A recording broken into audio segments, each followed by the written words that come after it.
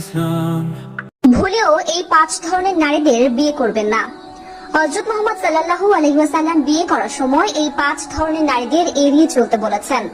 স্ত্রী শুধু আপনার দুনিয়ার জীবন সঙ্গী নয়, আপনারা যদি জান্নাতি হন, আপনার স্ত্রী আপনার জান্নাতের সঙ্গী হবে। উত্তম লোকেরা নারীদের সম্মান করে, আর অধম লোকেরা নারীদের অসম্মান করে। প্রিয় নবীর এই হাদিসটি আপনি অবশ্যই শেয়ার করে দেবেন, যেন আপনার অবিবাহিত ভাই ও বোনেরা দুজনেই সতর্ক হতে পারে।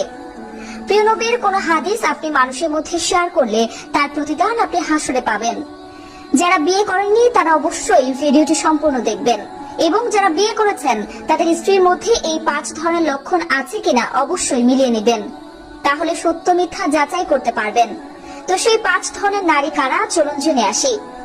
যারা বিয়ে করছেন তারা অবশ্যই আলহামদুলিল্লাহ কমেন্ট করবেন, যারা বিয়ে করেননি তারা অবশ্যই ইনশাআল্লাহ কমেন্ট করবেন। নারীদের তৈরি